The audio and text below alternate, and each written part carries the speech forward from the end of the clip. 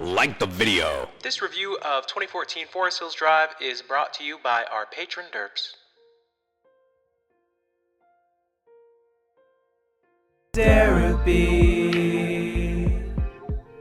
What up, my derps? Today I just wanted to kind of come on here and talk about my experience listening to this whole album front to back, reading through all the lyrics for the past week or so, talk about my overall experience with the album, how I rated some of the tracks, how I look back on some of the ratings, with a little more or less fondness, and just talk about what I learned about J. Cole as an artist, re-listening to this album being the same age he was when he wrote it and released it. I really love the idea of this album kind of having three parts to it: the upbringing, the hometown, and the second part being about the journey to Hollywood, and then the third part being about actually being in Hollywood and what J. Cole has learned from it. I think it's a pretty cool premise. I don't know if he actually went into the album with that idea, but I know that when he was on tour, he kind of split the act into those three parts, and that's kind of how I've been viewing the album. The first three tracks of this album I absolutely loved. I found them all to be near perfect. The intro track presents us with this question: do you want to be happy? Do you want to be free? And I think that's J. Cole talking to us, and also the question he's posing to himself as someone that's about to enter the rap game. January 28th is iconic for a reason. J. Cole asked himself before his journey, can I make $1 million off a rap tune? That answers his own question with, yeah, look, the real is back, the veil is back, oh, bananas here, peeled is back. And there are many layers we haven't uncovered about young Cole as he steps to the stage and, presents his case as a young star. The verses and flows are great on January 28th. The hook is memorable and well written, and I just personally enjoy it. It's about as good a start as you can expect. Wet Dreams is a track that I thought I would look back on and cringe, but considering the intro is about a kid with a dream and January 28th is about the birth of our protagonist and their aspirations, it's fair to have a probably fictitious story about cherry popping in high school. Cole's trying to holler at this girl in school, and him sharing the process of trying to hype himself up to be intimate for the first time with someone is really vulnerable, but also kind of wacky, but also relatable. And I also learned that the twist at the end of the track was foreshadowed towards the middle of the song, which gave me a greater appreciation for it. So I found literally the first three tracks of the album to be oh, these are nines flirting with tens here. This is great stuff. 9. In the second leg of this album, I will admit, 03 Adolescence, I never really enjoyed that song all that much, and looking more into it, actually reading into the narrative of the track, I found that I still didn't really find it all that compelling. The song is pretty straightforward. Cole talks about his lack of confidence. He doesn't like his shoes. He's too shy. He's not too fly. The girl he's into doesn't know him from Zim. Considering the narrative of the album, I can appreciate the storytelling here. The first half of the song is about his inadequacies, and the second half of the song is about him and this dude that are running game together. The guy kind of is a really serious talk with J. Cole. He's bro, don't mess your life up. You're a smart guy. You can go to college. You can be better than all of this. And I can appreciate the message, but the actual execution of the track to me is just painfully boring, and it just didn't move me. Not a single quotable bar from that track, in my opinion. But A Tale of Two Cities, I feel completely different about. The concept in that song is a lot more ambitious. There's a fun twist about the connection between the person in one verse and the other, and we get that hands in the air now, hands in the air. Run it. The rapping isn't all-time great on A Tale of Two Cities, but the concept of two different dudes from the same city with totally different outlooks on what success is, crossing paths, and you only make the connection between the two in the two verses if you listen to one or two specific words in a later chorus. I just think that's really cool, and it kind of rewards the listener for paying attention. It's not just a cool concept, but it also vividly paints a picture of the different avenues that Cole was looking at as he was considering his journey to Hollywood. So while I did kind of hate '03 Adolescence, A Tale of Two Cities kind of brought me back to life, and I was thinking that track is more of an 8, a strong one at that. 8. Fire Squad is probably my favorite track from the album. I think it has the best rapping on it. It has the most confident delivery. Second and third verse on this track are easily, in my opinion, some of the top verses on this entire album. These are the bars I would have somebody listen to if they were when is J. Cole really rapping on 2014 Forest Hills Drive, though? I'd be Fire Squad, Middle towards the end, you got it. I appreciate the commentary and the observations that he makes on the track about the music industry and about who is profiting off of the art form. There's like some tricky stuff towards the end about him talking about like snatching the crown just so he can like destroy it. There's gonna be no more kings, blah, blah, blah. But if you ignore that, the track is fantastic. It's probably my favorite. Saint Tropez is a pretty long-winded interlude, but I enjoy it enough to never skip it. I think it's beautifully arranged. He's on his way, about to get paid, on his way to Hollywood. Following this track, we have GOMD and No Role Models. They're both pretty solid tracks to me. No Role Models is a little bit better despite its issues. Saint Tropez is talking about the journey to Hollywood. GOMD, we are officially there. He's being ignorant with it. There's a funny bar about dominoes. There's a not so funny bar about anime and eating the cake. J. Cole can't commit to being tough for the whole track, so he tells thugs to head out so he can talk about how people don't sing about love enough, and he wants to blow bathtub bubbles. Hey, this is real. It's real talk. The reference to love and the importance of it is kind of important for the foreshadowing for the rest of the album. J. Cole flirts with the idea of saying something serious about stereotypes, but then goes back to rapping about how he's the best towards the end of the track. GOMD is fun if you don't think about it too hard, and I stand on saying it's just decent. 7. Everyone loves No Role Models, and I want to love it more. J. Cole harps on the fact that he has no role models and uses that as an excuse to call women bitches at least half a dozen times on this song. There is a verse where he talks about wanting a real love, and it is extraordinary. Like, there is an incredible verse on this track. There's great wordplay there. The hook is simple, but it's iconic. It's all fun and games, and I would love this song if it just wasn't so inconsistent and didn't feature a J. Cole that is self-aware enough to realize he's been kind of misogynistic, but he's not so self-aware that he's like, maybe I should stop now.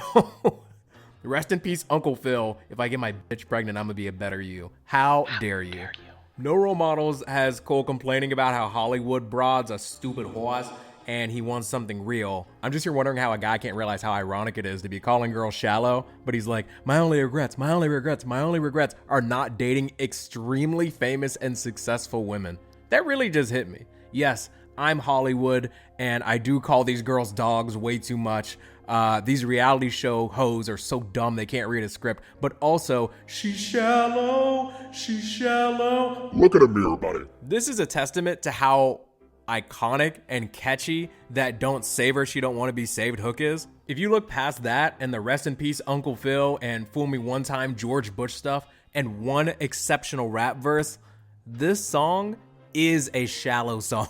But I'm going to try and give it the benefit of the doubt and say it's Hollywood Cole, because I know that's what Cole fans would want. I can say that the sequencing in this album is really great. I think that Hello is supposed to be the solution to the disgusting behavior in No Role Models. Hello is about J. Cole missing a girl he grew up knowing. Maybe this is the great humbling, right? The problem with Hello is that it's arguably the worst song on the album. There's lazy writing, there's an annoying instrumental, and it's just an all-around skip for me.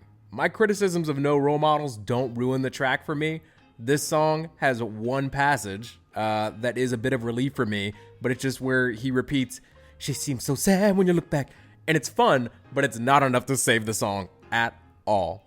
Apparently, starts with a kind of low-key rap song verse about Cole not being there for his mom when she lost the house, and he's being apologetic about that. The writing isn't super compelling, but the message is sweet enough. The song is called Apparently, so I get it. But the second verse is just an unrelated freestyle where we have the "I'm hot dog, catch up to me" bar, as well as the "give a virgin the urge to rape me" bar. And we end with the legendary "getting head like a coin toss" line. Too easy. This song got Grammy consideration. It's possible I'm hating, not giving enough credit to the notion that maybe this is yet another song where one half he's one guy and the other half he's another. But if I'm being real, if you told me that this is another one of those songs, I wouldn't believe you. I think it's just filler. Love Yours, I'll keep it a bean. I was caught up in the think being broke was better bar. Let's say this is Hollywood Cole just having a fleeting thought about things he took for granted. Fine. Let's say he doesn't mean it literally, even though he says, I mean this sincerely as someone who was once in your shoes with nothing to lose. Let's just say he's not being all the way for real, right? The core message of Love Yours is that friends and fam, people and relationships are what matter most. No such thing as a life that's better than yours is not literal. We know it's not.